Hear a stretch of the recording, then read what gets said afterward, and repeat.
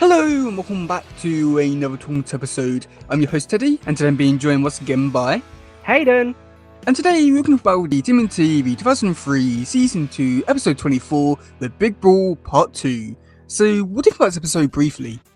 Briefly, I can't say much because with everything that's going on, it's just a lot to process and a lot to handle because there are betrayals, there are twists, there are actions.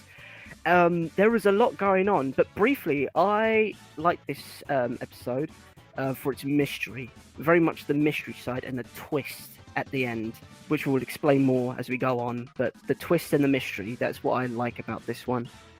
Well, I'll just say that because with my watch order of how I was doing it, when I was a kid, I didn't really understand all the episodes and all that kind of stuff. So I watched things out of order and all that kind of stuff. So most of the twists in this one wasn't really big or surprise or anything like that. But I had to say that I really enjoyed the action in this episode. It was a really fun, fast-paced action episode, which I thought was really great. And I also feel like with certain scenes with Splinter and Domyo, I feel like they are trying to make it seem more impactful than what it actually is. I'm not trying to say it's a bad thing of how they went around it, but I feel like because they don't have any connection with the Domyo or anything like that, it just comes off as they're trying too hard to make something that isn't really there. So yeah. Okay, so for the first bit, we do get to see Leonardo. He's fighting the Shadow Assassins. What do you think about that bit first? Well, first of all, this is straight after the first part of this series, this mini series within the bigger series. Yes, thank you. I completely forgot what the word was then. Thank you, the story arc. So, to be honest, it was kind of interesting seeing these ninjas come out of the blue, like they're somewhat invisible and they can phase through walls and climb upside down like Spider-Man. That I thought that was kind of weird, but of course, we are in a different dimension, so physics and all this anatomy works a bit different compared to Earth's. But no, I thought that was a really cool fight scene. A bit mysterious because why is Leo getting assassinated in the Hall of Fame?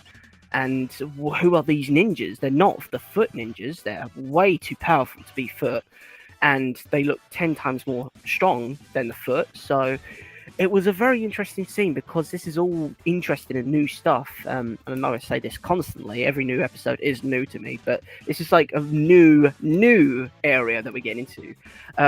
But I thought it was really cool. Just seeing how Leonardo fought against these mysterious ninjas with ponytails.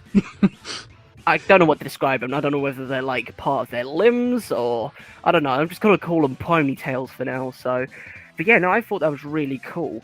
Of course, we've also got the other character that I have some more information about, but I want to hear your side to this.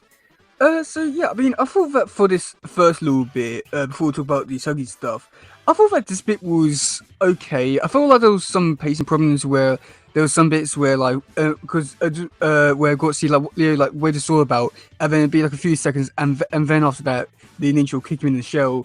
I felt like some of it wasn't as fast paced as what it could have been, but I've really enjoyed this fight to see Leonardo put in a different situation, having to fight new foes in a very interesting way. Gave me a lot of it gave me remind me a lot of the episode, one where Leo was chased across town. Oh god, it was chased across town fighting foot. It gave me a lot of vibes in that episode, which I thought worked really well in its favor. And also seeing Leo fight with different weapons, with the spear kind of thing, and even had to fight against different weapons such as the shurikens, the crossbow, the tonfa. It was pretty great to see all different weapons being used, and not just the typical sword versus sword and all that kind of stuff. But we do get to see Usagi Jimbo. What do you think about Usagi Jimbo so far? Usagi Jimbo. Now that is an interesting character because he's a mutant. Well, a mutant in his dimension or a somewhat normal person. I really don't know. Okay, so in Usagi Jimbo's world, all of them are mutants, but they're not. But in that world, they're all animals. Does that make sense? Okay. And everything's in feudal Japan. Oh, okay. So So this is why they're all like Jen. He was from his world as well. So and all like samurais, ninjas, warriors is all within that kind of realm. They haven't really evolved past that stage, despite this like still being like the same like timeline as Turtles. It makes no sense. yeah, it does a bit. Like it does make kind of sense though on how Japanese culture came to be though, because if we go back to some previous episodes, we then find out that the culture, the original Japanese culture, wasn't from originally from Earth. It was from a different dimension, and of course, it kind of relate to that, does it not? Or am I just speaking out my ass at this point? Sorry, upon into a little bit. What did you say? Oh, Sorry. sorry. This whole the culture of like the samurai and the Japanese fighting style wasn't originally from Earth. It was from, they said, a different dimension. Someone had brought this culture. Would this be Uh, related to this, or is this like a whole other story development? it's I'm not too sure, just because I think that, like because I think in it's hard to say just because don't really elaborate on this much more than just that one sentence. I mean, it's implied that like with the Japan stuff in the Total universe that it originated from Japan, but at the same time you got stuff like this where it's saying that it came from this dimension. So I think it's just pretty much whatever you want to believe because it's just like a throwaway kind of line, which is annoying because it's very important, but they don't do anything with it. Yeah, which is a bit of a shame because this would have been a really cool arc within the story of the Teenage Mutant Ninja Turtle universe, and it's like the like aliens brought the culture to Japan. That I think that would have been a really cool story arc. Hmm. But yeah, I mean, I'd say that overall, like with Usagi's stuff, it was really great to see Usagi Jimbo finally represented, like properly how it's supposed to be presented from the comics. And with actual creator who actually made Usagi Jimbo, he was like very close friends with people who made the show. So he worked with them to make the character like be brought into the show, and it is it is so amazing to like if you read the comics and read and saw him how in here it is almost like one for one with his character, and he surprisingly gets so much better in the show. But like seeing him here fighting, it was amazing. I mean, I'm very curious to see like your opinions about this, just because you don't know anything about the character or anything like that. So I'm just very curious, like, see what you think about this character overall. Hmm. Yeah, no, to be honest, this is the first time I've ever been introduced to this character. And of course, from first impressions, he seems like a really cool character because he's from this dimension. He's like learning the fighting style of the samurai, and he kind of reminds me of Leo a bit with his two katanas, like a Leo sort of type character. But from my first impressions of him, I thought it was like a really cool character. Like, sure, we don't really know enough at this point, for myself personally, about his backstory or what he is in his entirety. But from what his fighting techniques, from his stances on honor and fighting with nobility, I think he's like a very honorable and helpful character from like first glance. Like he was helping Leo defend himself against the black ninjas or the invisible ninjas. You know what? I'm gonna call them the invisible ninjas for now because I can't go between the two. What about Shadow Assassins, like they're called in the show? Thank you, Shadow Assassins. That is 10 times better. Shadow Assassins, there we go. So the Shadow Assassins, but yeah, no, I thought he was a really good character. And of course, later on in the episode, we see him fight again, which I have more to speak about later on when we get to that stage. But I thought he was a really good character so far. Yeah, I mean, I'd just say that I do think he's probably one of the best characters to be adapted. And he is like a very honourable character, very great at fighting. And he does like throughout the show he does appear a few more times, so that is really great for us. And at one point we do get to see as well, and it looks really beautiful there. And also going on about like your opinions, he does have like one of the like best quotes from the show. Well, I mean, I wouldn't say it's one of the best. Or, no, I wouldn't say it's like the best, but I say it's definitely like one of the best from the show. One of the quotes when he was talking to Leo was it was going about fear and failure, saying that like fear and failure in last fact we leave like and lead. These things are inevitable, but and it's just how like we deal with it is a true test of our character. And I feel like that just represents like him as a character and everything he stands for. And he's just an amazing character, and I can't wait to see like more of, like your reactions to him because I feel like unlike other characters, he's more of an interesting case just because there is a lot more history with his character, a lot more to actually know about his character when you actually realise that he actually has his own comic franchise and all that kind of stuff. And he's not part of the Turtles, which a lot of people actually surprisingly believe that he's part of the Turtles and not just like it is like his own thing. So, oh boy, but yeah. Okay, so after that, we do get to see everyone there in the battlegrounds kind of place, and we're just talking to each other. And we do get to see Shoki Jimbo talking to a Rhino character called Jen. Do you have anything to say about his character? Jen. Who's Jen again, sorry? He's the Rhino character. Oh! One about Wager. Right, Jen. Yes, sorry, I thought you was talking about tracks for a sec. No, not yet. Not yet. Yeah, Jen, I'm not too sure. I really didn't know enough information to make an idea on who his character represents, but I think he's very more like a capitalist. Like he wants to like make a profit at everywhere he goes. Yeah, he's like so in the Isogi comics, and they sort of represent it in the show.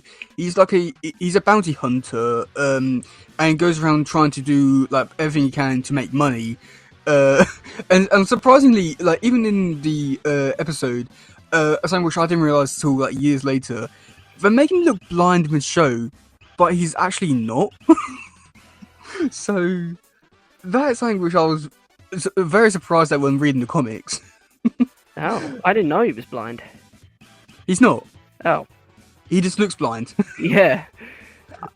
Maybe, I didn't know. I thought he might have been a blind ninja, but I really didn't know, because his eyes were constantly closed. Maybe they just didn't draw his eyes in or something. That's what I thought. It's weird, because like, and that's how he's represented throughout the entire show, until you get to like this season 7 when like we'll change the art style, and you actually get to see his eyes, and then like even in the comics you see him like constantly with his eyes open looking at stuff, but yet here they had his eyes closed, and I'm so confused as to why, because like with this art style it would have made sense to have the eyes open or represent it, but they just don't. It's weird. Yeah. And then and also nothing surprisingly with Isogi's appearance, you know, above his left eye, he has like a line for his eyebrow. Yeah. Did you see that? That's actually not an eyebrow line. That's actually a scar. Oh, I thought it was like his eye. No, it's a scar. Oh, that's interesting. I had no idea. No one truly does until you actually read the comics. But in his actual original appearance, that line is normally pink to represent it. But for some reason they changed it here, which I feel like it does truly represent it. And I feel like a lot of people do probably misrepresent it and think that is like an eyebrow. Oh, that's certainly interesting. Unique, yeah. Because I would have thought it was part of like his hair or something, like his eyebrow, like a piece of hair, not like an actual scar. But the only thing that like doesn't really help it is for like sometimes it's not there on the animation. Is sometimes it like goes, but then like sometimes it's there. So I don't think that helps either. So if they actually did the animation properly, we wouldn't be having these problems. Yeah, we wouldn't be having issues on which is which. Like, is this an eyebrow? Is this part of his head, his skull? What's going on here? But after that, we do get to see Leonardo who talks to the Ultimate Ninja, and I really enjoyed how he was like, really aggressive towards the Ultimate Ninja and be like, "Yeah, I'll live." Towards him, I thought that was like a really great moment. What do you think about that scene? the Ultimate Ninja. To be honest, it was kind of a cool scene because I felt something wrong with it. Like immediately, I felt like something was wrong, and I don't know why. I just had this weird feeling, this weird notion. Like Leo knew something about this Ultimate Ninja and how he was a bit shady, and you could tell it within its voice. Like the person who was voicing Leo, you could tell that he knew something, but we didn't know what. So when he speaks to the Ultimate Ninja, he says, "I was attacked, but I'll live," and he said he will go investigate it at once. Like, surely he would know because he's the Ultimate Ninja. He knows everything within the tournament, but it just seemed a bit off, you know. And I was thinking, this guy doesn't seem right. After last time we encountered him, he tried to kill everyone, and surely this guy has to have some sort of ulterior motive. And it was just going through my head thinking, this guy sounds dodgy. I don't trust him. I don't know. Maybe it was my sixth sense kicking in, but I just found him to be suspicious.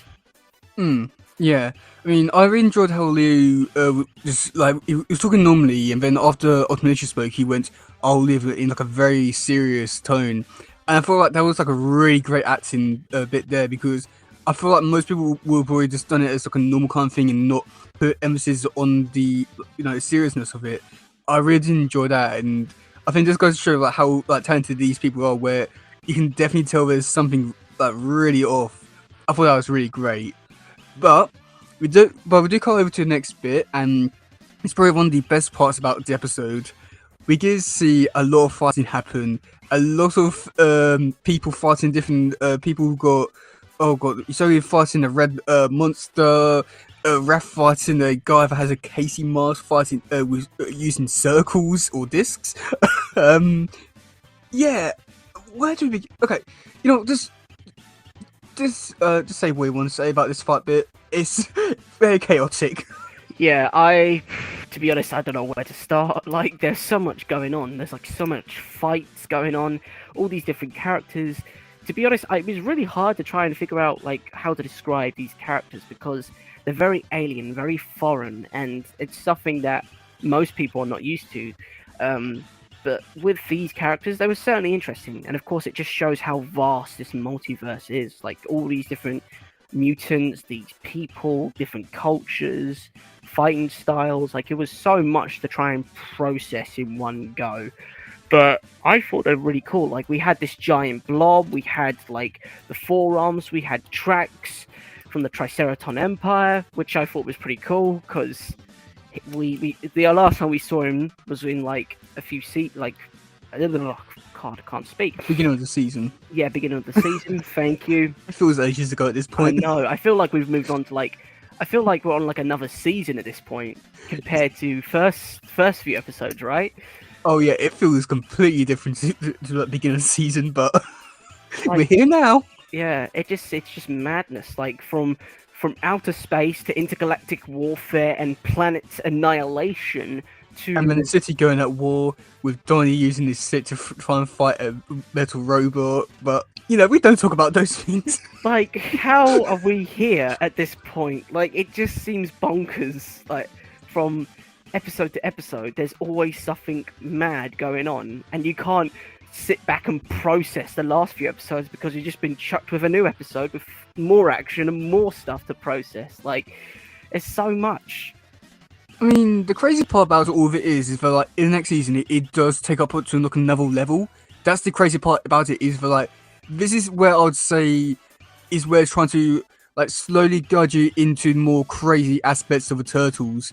I feel like you're definitely going to see this a lot more within, like, the later half of the next season, where you get to see, because there's a lot more, there's time travel, there's sending turtles to different dimensions.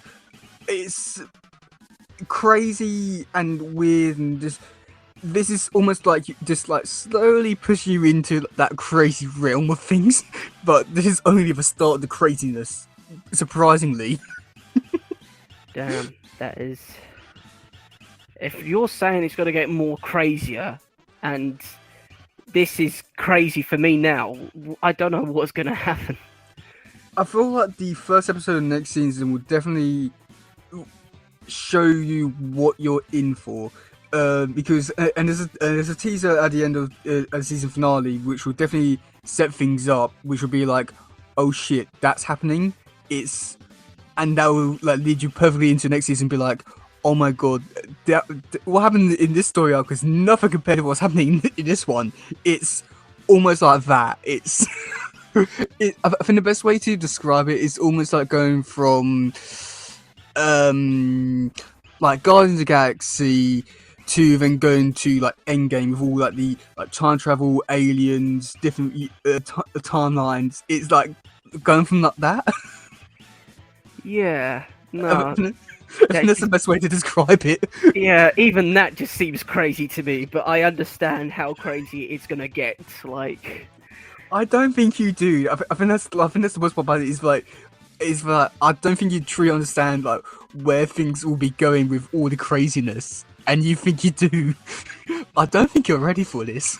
I don't. I like at this point in time, how far we've come with the whole Turtles universe. Like, I thought There's no going back now. I thought I'd seen it all, to be honest, but clearly I haven't. So there's going to be a lot more to process and talk about in future episodes. But there's no going back now. No, let's put it that way. I don't think there is. We're already like 200 episodes deep or something. Is it 200 episodes that we did? I can't remember. We've done over 100 now. 100, yeah. Gosh, it feels more than that for some reason. But like, it's crazy to think that it's all like all these 100 episodes, and now we're here, and this is like a whole new playing field from compared. Still got about like another 200 left to go. Jesus. Just from like.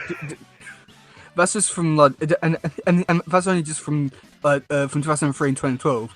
There's a lot more when you consider like 87 and Rise and Tails, Next Mutation. Like there's at least 500 episodes I want to say, and counting. Not to mention the comics. There's at least 700 I want to say. Like this is just the beginning.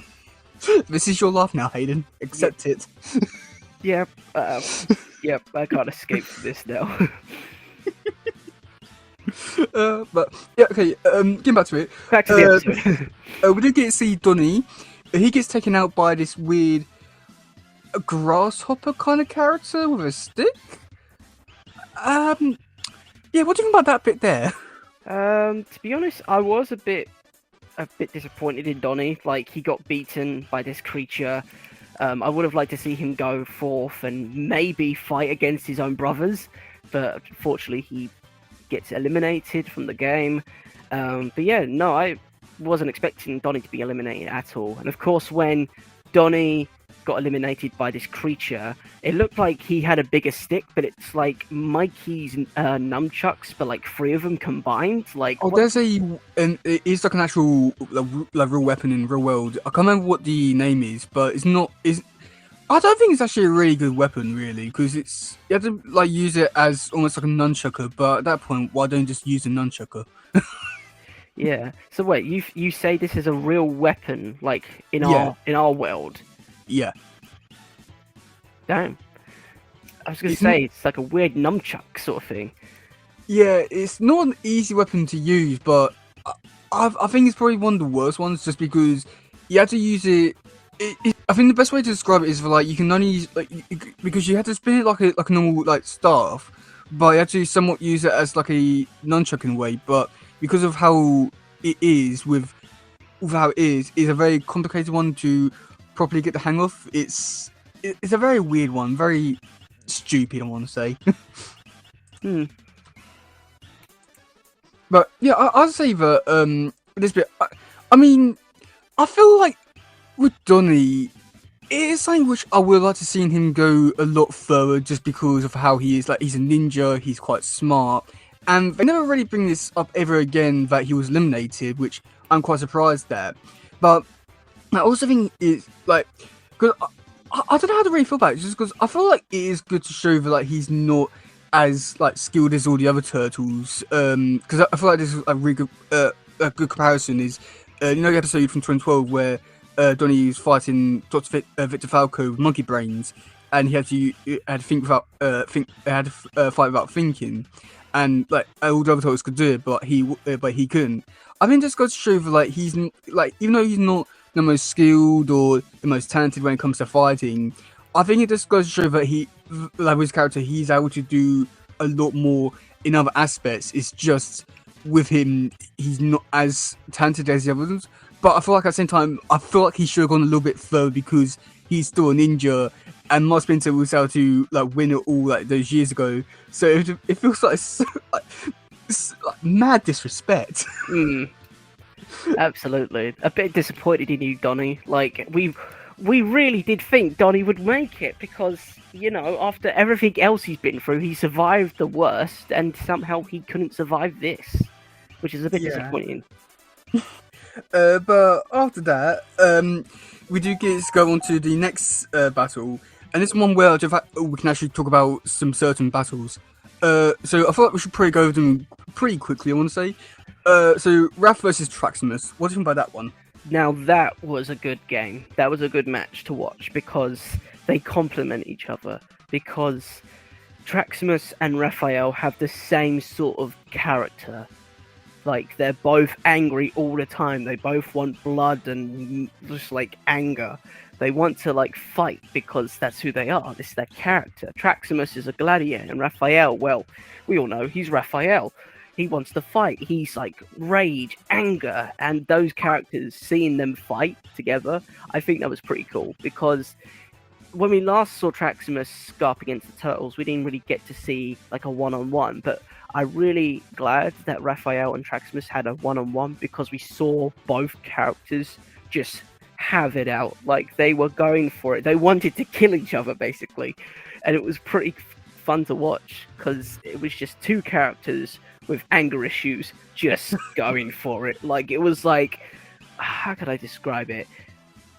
I don't know, like a dinosaur going against, like, I don't know, something crazy. But the energy from that fight was just really fun to watch because you knew that they wanted to kill each other, even though they couldn't. But they really wanted to, and it was like playful in a way. Like, sure, they want to kill each other, but in a playful way, Yeah, I mean, why do you enjoy this fight to see how they are actually able to have a proper like fight and actually make it like somewhat brutal? And I feel like this is probably the closest we actually get to see a true good fight with Raph against an opponent who is almost equally skilled in strength as him. I do feel there was some aspects which I do feel like maybe was a tad bit unrealistic, but I thought it was only done to like further move the story along. Like, it was the scene where Raph flipped Traximus over his shoulder after Traximus was squeezing him. I thought that was the only part which I did find a bit unbelievable, just because with the way that Traximus had him in the lock and with all the strength that Traximus would have, that's the only part which I'd say was a bit unbelievable. But other than that, I thought it was a perfect fight to just see Raph be in his elements and just find a worthy opponent who's almost equally as matched as him, which I thought was really great. So after that, okay, I thought the best one to go off that would be seeing the Ultimate Ninja making a note to his dad, while also revealing that he has connections to the Shadow Ninjas or Assassins. What do you think about that bit there? Both scenes I really did like, and this is going back to what I said previously. I like the mystery, the twist of it all. After the Ultimate Ninja apologized to the Turtles in the previous episode by his father, and then of course he then plans revenge, and of course to take the throne. That is his ultimate goal. To become like the Ultimate Ninja, the Ultimate Dynamo, and to take his father's place. And I thought that was really interesting because, I said I was suspicious of the guy. This proves my point. He's manipulative, he's suspicious, he wants the power, he's enraged by his father, he's got daddy issues, and he just wants to rule everything. But I really did think he was such a cool character because he's so mysterious, he's twisted, and of course he has connections to the Shadow Ninjas as well.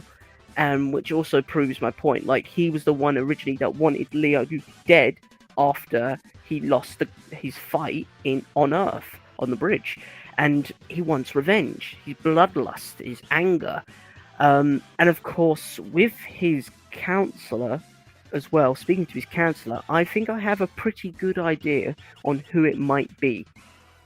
Who do you think it could be? I think it might be. I do apologize. I have forgotten the name, but in the first episode we have a flashback to Master Splinter. Oh yeah. Draco. Draco, thank you. That's the one. The Red Dragon, who then he fights against and wins in an epic match.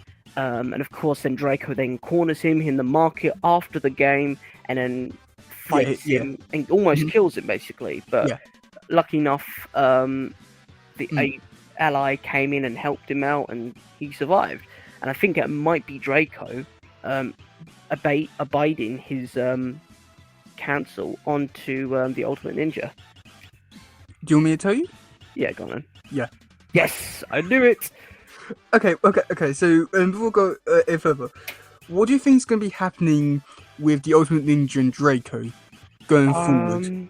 To be honest, because it's something which I really think you'd be like going like really in with like, this character's going to be doing this and this is going to be doing this. And I feel like this is kind of like your element to just like really go wild with all this kind of stuff. Ooh. Now that you say it, I don't know, like, this is all speculation at this point, and it'd be completely wrong, but I think Draco is going to betray the Ultimate Ninja. Like, I think there's a power dynamic going on here, and I think there's going to be some betrayal, some double, maybe a triple twist, double betrayal. Like, I think that's... There's only got 2 episodes left. I know. And I don't know, like, who do I trust? Like, that's the thing. This episode is, like, mysterious. Who do you trust? Who do you don't trust? Who's mysterious? Who's not? Who can you trust? Like, can you trust the Dynamo? Can you trust the Warriors? Who is who at this point? Like, who can you actually rely upon to be your ally in this strange new world? Because you can't trust the Dynamo's son. He's a mysterious, slimy backstabber who wants nothing more than just to be power. And of course, you've got the father as well, who's also mysterious, but he's also a kind character. But at this point, I really don't know. After his son's power, Madamio is good. He's actually a good character. Okay, that's good then. That drops my suspicions on him. But yeah, it's very mysterious, and that's what I like about this episode. Okay.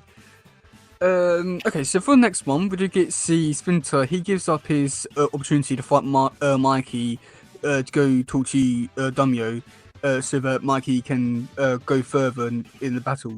What do you think about that bit there? To be honest, I wasn't expecting Splinter to surrender himself to his son. That I think is very honourable for Splinter to do as like a father, because he wants nothing he wants nothing more than his sons to succeed in the Grand Belt, because he's had his time. He's the previous champion. He's had his chance. He's had his time, and he wants his sons to succeed and be proud and honor his father. So I was really shocked, but really taken aback by it all. It was like, Splinter is a great father. He wants his sons to succeed, and so he will give up his own spot within the Grand Belt for his son to succeed.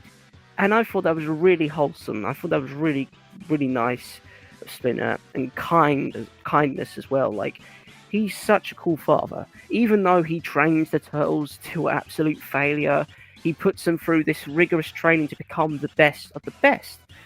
But all in all, he's a great father, and he wants his sons to succeed in where he has before. He wants to show them, like, look, I want you to be a part of this world. I'm going to give you the best chance for it. And I think that's just really wholesome. Yeah, to say that, like, it really goes to show just like what kind of character he truly is, because I feel like for most of the time he is represented as like the sensei kind of character, but I feel like all these kind of moments where it just goes to show that he's more than just a sensei character, and there is the father side of his character. I feel like it just goes to show that like he's more than just a sensei, and I feel like with Splinter as a character overall in just overall for the franchise, he's either represented as the like master kind of things, always represented as the father, and I don't really feel like there's ever really been like that good balance in between. And I feel like just like moments like this, it does go to show like potential with his character, what he can do. And it's annoying because it's moments like this which like so great and amazing, but yeah, but don't ever go much beyond that. It's annoying, but I feel like this goes to show that he's more than just a sensei. In this version, I mean, after that, this is when one of Graz's episode did come up, where it's talking to Dumyo, where I feel like this scene it could have been more impactful for the viewer had we actually had a bit more of a connection with the Dumyo, because he's talking to Dumyo as if they've been friends for years, and well, yes, they have, but like we haven't seen that, and we haven't really seen too much of Dumyo to really make it feel like a impactful, nostalgia kind of thing. It just feels like very awkward, like weird kind of thing. I don't know how you felt about that bit there, or was it just me? To be honest, I thought it was kind of cool just to see like two fathers talking. Like it really it just shows like Splinter has these connections over many decades and years, even though we as the audience don't know him specifically, even though Splinter has had relationships and he knows about him from previous years within the Grand Belt, and has bonded because of his children and because of the turtles. So I understand what you're coming from. Like, we as the audience, we don't know him that well, but Splinter does. So I think what they're trying to do is just show through Splinter that the Dumyo, yeah, Dumyo. I thought I said dummy then. Domio, to show that Domio is a kind person and that they're good friends through Splinter. That's what they think they're trying to do, basically. Yeah, I mean, I do think like that was their intention, but I just feel like it just comes off a bit weird when you don't really understand the character fully. It feels like kind of awkward and like trying to be nostalgic when you know nothing about the character. Yeah. But for the last bit, which I've got a feeling you've probably got a lot to say, we do get to see Isagi fighting Leo before the ultimate ninja. He shoots him with a dart. Oh boy. Begin. Oh, right. First of all, that is low. Very, very low. That is just the lowest of the lowest that he can go. Like, just the cheat, just to like kill off your main opponent. Like, that is just low. Like, the Domio's son, the ultimate ninja, is just a low life. He wants power. He will kill anyone to get it. And of course, this is what he's done here. I don't know if it is poison or sleep or trank. I don't know. But it's poison. Oh, poison. Wait to spoil the episode. Well, is it? Well, sort of. It's not really a big spoiler or anything. Yeah, but I was guessing it's some sort of poison to eliminate the competition. So, but yeah, no. He's a bad guy. What do you expect? He's just going to tranquilize him. But I don't know. Maybe. And then he goes into the chambers where he's resting, then kills him. I don't know. Something along those lines, I guess. But yeah, I guess it was poison. But with that, Leo, of course, gets poisoned with a poison dart from the Ultimate Ninja. And of course, Leo drops dead in front of everyone, and Jimbo is like shocked. Is like, hold on a minute, I haven't even hit you yet, and somehow you're dead. So it just raises suspicion, and of course, everyone's in awe, and no one knows what's going on. Domio's not there. Splinter's like, what the hell just happened? And then it just cuts to black, like The Sopranos. Like, just cuts to black, and that's it. We don't know what's going to happen.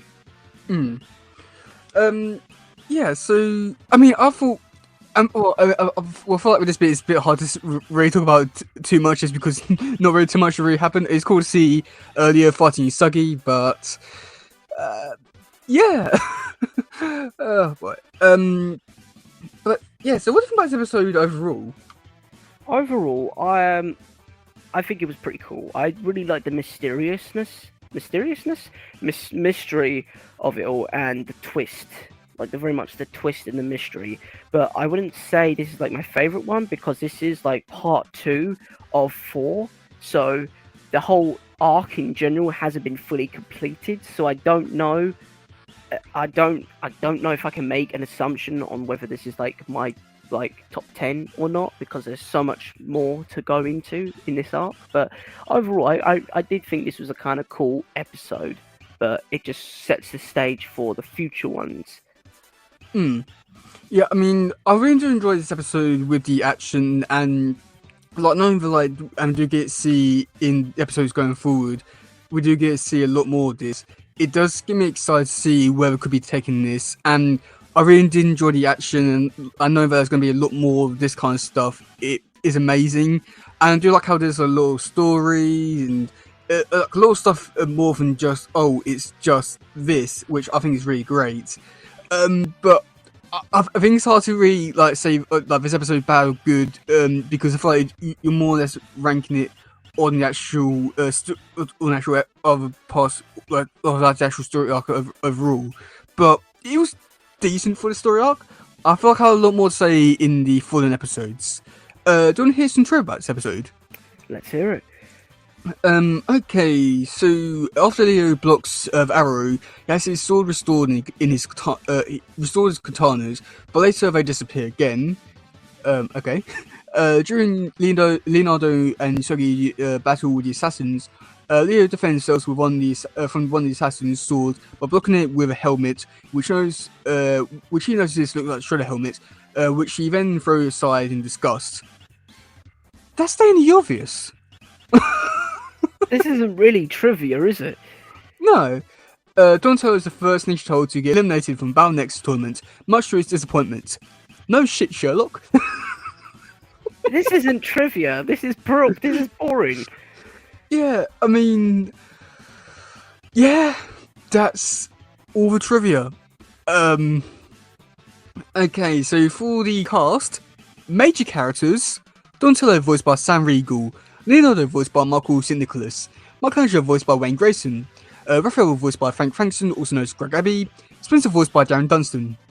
Minor characters: Tomio voiced by Mark Thompson, Ultimate Ninja voiced by Ted Lewis, Yoji voiced by Oliver Wyman, Draco voiced by Mark Thompson, Usagi Jimbo voiced by Jason Griffin, Jen voiced by X Stewart, and Traxmas voiced by Frederick B. Owens.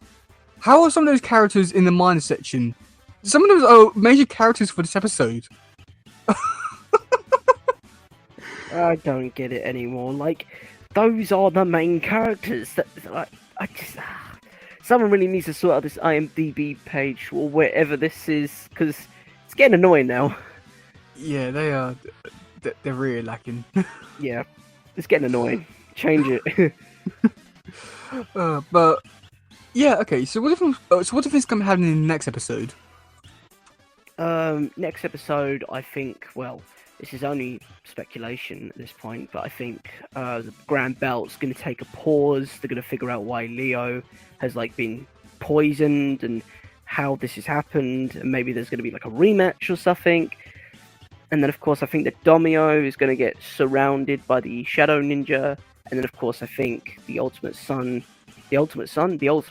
Ninja is going to reveal his identity, or slip up and reveal his identity to someone, and it's all going to kick off, basically. Okay. You could be correct about some of that stuff. So yeah, do you have anything else to say about this episode, or are you all done with this one? To be honest, I think I'm done with this one. Like I said, this is only part 2 of 4, so there's way much more to dive into. But I think this is just a really cool episode because of its mysteriousness. Yeah. So this has been an episode of Talking Tools. I've been your host Teddy, and I've been Hayden, and we'll see you all soon. Goodbye, yo, bye. Bye.